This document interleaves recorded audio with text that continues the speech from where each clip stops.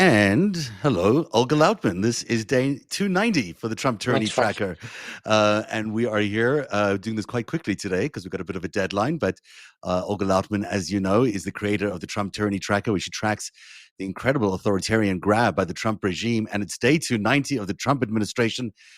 Boy, things are not slowing down at all. We should talk about the elections yesterday, or Tuesday, sorry. What are your thoughts after that big blue wave? My thoughts are that, 4 months since we have been doing this tracker live, and documenting all the hell in the surveillance state and the police state and everything that is being formed. I keep saying it's up to the people. And, we ultimately can change the course of this.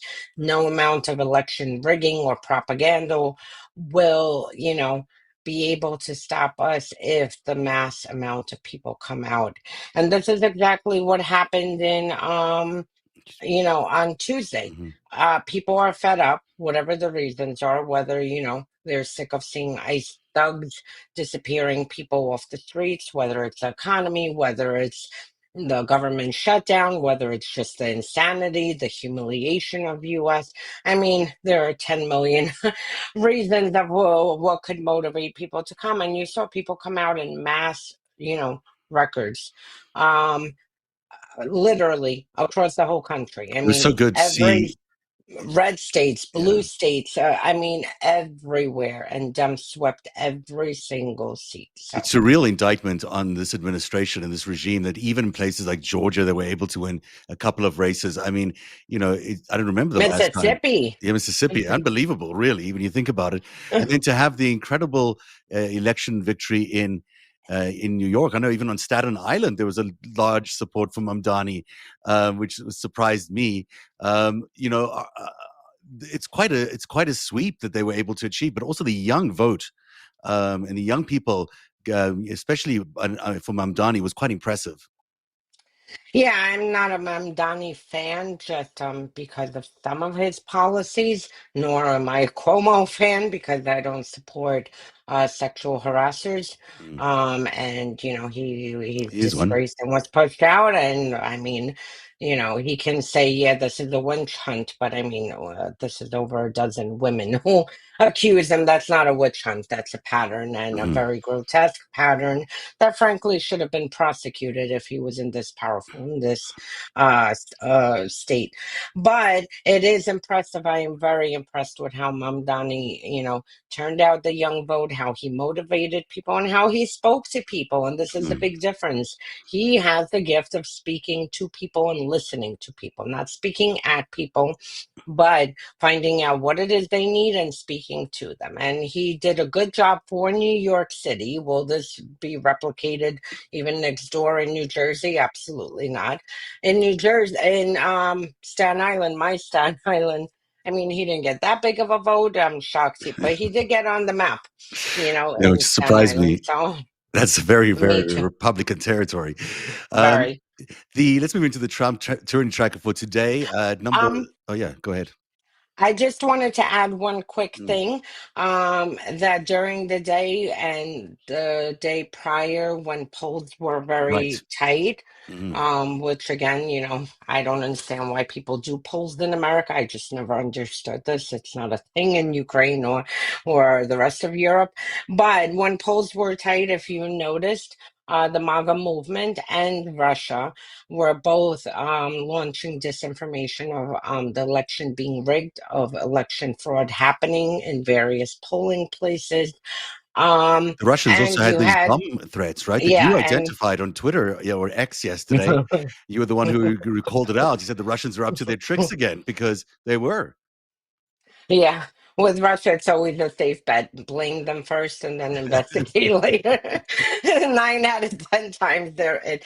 But the point is that they were already laying the groundwork to challenge the results. And had it not been for so many people coming out to vote and having this 12 point, 15 point, difference between candidates and the results, then, they could have actually muddied the water. But this Yeah. the power of the people was so strong, and there were so many people who came out and voted, for Democrats, that it was hard to really call You've always election said that. fraud. You've always said that, you got to win, but you got to win extra big when you're up against these kinds of people. And the people showed up, especially in California. I couldn't believe the number of people showing up for a state proposition. And there it was. They won that by a huge number. It's a good indicator of where people's minds are at right now. So, to the Yep. Trump tyranny tracker, the Department of Homeland Security has released Mobile Identify, an app available on the Google Play Store that gives local police and sheriffs the power to scan faces and check immigration status in real time. The tool expands DHS's facial recognition arsenal beyond ICE's Mobile Fortify, instantly retrieving personal data and deportation orders. What makes this particularly concerning is that it puts federal surveillance technology directly in the hands of thousands of law enforcement agencies. So it's much more than just an immigration crackdown. Absolutely. And I mean, now literally every single local police officer or sheriff will have access to the database where they can scan everyone's face. And I Mm. mean, really, we have, the train has left so far from privacy laws, and something we really need to push back on, because I frankly don't feel comfortable with anyone scanning my face, nor should any American, because today they're searching for immigrants, tomorrow they'll be searching, for whatever, list that they have. Yeah. And this is usually how this goes, and why it's important to push back. And with, these privacy laws that are supposed to be in place, we do have a chance to push on the states to really take measures to stop this shit, because Yeah. this is insane. I mean, imagine now you're going to have all this law enforcement walking around just scanning everyone's faces, Yeah, and it's or at least, absolutely ridiculous, and it goes counter to everything the United States stands for and needs to be fought yep. back. It's a big issue for Democrats to pick up in the next year. Moving from domestic surveillance to border control, the Department of Homeland Security will begin collecting facial recognition data and biometric information from all foreign travelers entering and leaving the United States, storing photos and personal data for up to 75 years. The database will initially operate at airports, then expand to land and seaports, relying on a mix of government and airline cameras. Cybersecurity experts are calling this a prime target for hackers and data misuse, creating a massive honeypot of sensitive biometric information. Terrifying, really. You would think that every traveling to the United States has to have their data is stored like this. Yeah, and I'm sure that everyone who does enter the U.S. probably has their face scanned, to cross it, check it with any list on terrorists or any wanted people, fugitives, whatnot. But I mean, the fact that now the U.S. really wants to like collect every single person Yeah. who steps in and store it for that long, again, something we need to push back on. You'll see. There's a reason I put three surveillance stories all together, happening all within the past 2 days, because really they're ramping up this surveillance state for everyone, for us in here, for people, abroad. And then that third pillar you're talking about in the surveillance expansion involves the state cooperation. DHS plans to merge state driver's license databases into its SAVE system, creating a national tool to verify citizenship for voting, immigration enforcement, and benefits eligibility. This move dramatically expands Trump's data network, linking Social Security, passport, and visa records. This is the stuff we've been fearing for so long, that this is what they were building. In fact, they have been building it. This is a big red flag for privacy. Yeah, and they've for months have been, going after states, the Department of Justice, and trying to force these states to hand over voter rolls, to hand over driver's license databases, Medicare and Medicaid databases, and everything and anything on us. I mean, it's not enough that Elon Musk, rummaged through every single agency inside the federal government, collecting information on us from Social Security to IRS, to everything, and fusing it together. That's not enough information for them. They need a more complete profile by going to the states. And again, like I said, and I will keep repeating this over and over, immigrants and, international students and, people who don't have as much protection, although I don't feel any of us at this point do, are the test cases. Because then from the immigrants, it will turn to, we already are seeing it. With green card holders, then it's going to be naturalized citizens, and then it expands to everyone. So, I mean, this is something we need to push back on. Yeah, they really seem to be building this for a reason. We're not quite sure what the reason Yeah, is yet, but it can't be good when they need to be no, surveilling every single American and being able to move anybody, identify them at any point and move them into custody at any point. That is not a good sign for no. what may be ahead. In a remarkable shift in press access, far right extremist Laura Loomer has been credentialed to cover the Pentagon, joining a Trump aligned press corps that includes fringe outlets like the Gateway Pundit and Lindell TV. This follows a new Pentagon rule banning journalists from seeking information not pre approved by the government, which triggered the walkouts by all the major outlets, including Fox News. But now Loomer, apparently, will become one of the people that will be seated opposite Hegseth at any press conference answering questions. Yeah, my pillow guy.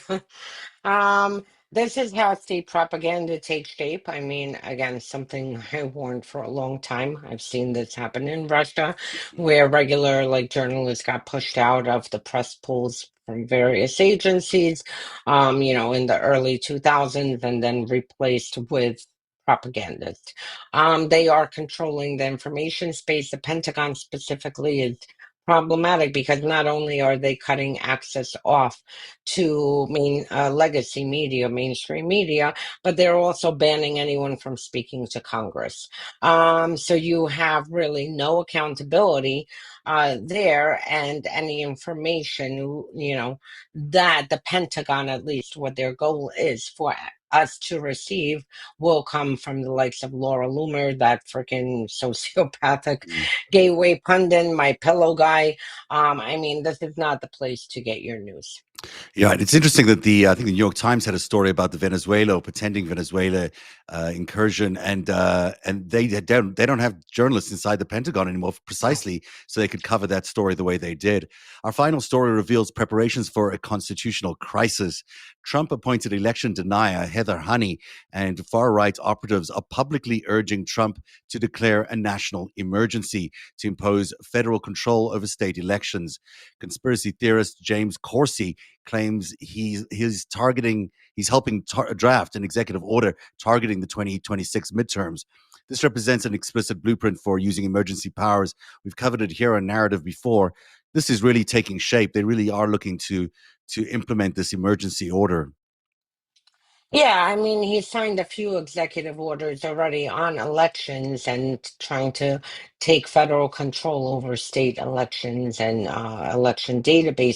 state election databases. Now they're expanding. He's installed the Stop the Steal, conspiracy extremist into key positions that are working on this. They're going to do everything to try to rig the what is it? What year are we in? 26. 2026 Yeah. midterms. Yeah. They're going to do everything to try to rig the midterms. And this is why it's so important that everyone goes out to vote, because voting will overwhelm whatever they're doing. It's not just ironic, it's kind of just funny that the person who was behind the Stop the Steal efforts is now the person attempting to steal the 26 elections from Americans for Donald Trump. I mean, it's amazing to me how they've installed the very person who was amongst the people was it in Arizona, or I think it was Arizona, where they were trying to declare all those ballots null and void. Now she's the person inside the government telling everyone else how to keep their elections secure, which of course Projection. projection Projection. is the first law I of just authoritarianism. Um, uh, well, I just literally, sorry to cut you off. I just launched my new series and really started with how Putin's background with neo-Nazis. And, same exact thing. Russia launched its genocidal full-scale invasion into Ukraine, saying denazification. Meanwhile, the Nazis are living next door Right. in Russia. Yes. It's always like this. That's the Did you see case. the story about the Heritage Foundation president? If you haven't seen it, you should Yeah, check it out. That's a good one yeah, and yeah. relates to everything you were saying. Well, that's a Trump tourney tracker for today, day 290. Olga, what's coming up at Unmasking Russia and at Trump tourney track in the next few days? Um, I launched my far right series. It's going to cover the global far right, every single political party that Russia has hijacked, all the connections within the United States. I mean, it's going to have it all. So I launched that today. I also really suggest another thing that the media is not covering. I just wrote an article the other day about America's Rosgvardia. For people who don't know what Rosgvardia is, it's Russia's National Guard, the guard that suppresses dissent and arrest people inside of Russia, even for holding a piece of paper. Blank one. I just wrote, the quick reactionary force that Hexeth now is creating, an army of 23,500 people. Um, that will be a quick reactionary force to basically deal with civil unrest, and comparing it to what Putin did with Rosgvardia. So those are my two Wow, things. those sounds great. I saw that one piece about the National Guard in Russia. Absolutely essential reading for everybody who wants to know what's going on in the United States behind the scenes and what we can learn from Russia. Olga Lautman has it covered in unmaskingrussia.substack.com and also the Trump tyranny tracker.substack.com. At narrative.org, I just launched the uh, Greatest Heist Book 2. This is a really interesting Oh, one yay. where we get into the nitty gritty of the 2008 crash, and we show how Jeffrey Epstein and Jamie Dimon at J.P. Morgan were all connected to a network that triggered that crash in order to profit from it. It's quite a stunning story, Wow. and we'll be back actually in a few minutes, in 10 minutes, with Ellie Leonard to talk about that. For viewers who are still here, people could check that out. Otherwise, you can go to narrative.org for the prologue, which just came out yesterday. And that's our show for tonight. We'll be Nice. back in a couple of days, on Tuesday, when we do the Trump Yep. Tyranny Tracker again. Good luck getting to where you're going to next. And Yes. that's it for us You too. tonight. Have a Have good a one, good everybody. show. Bye bye. Bye.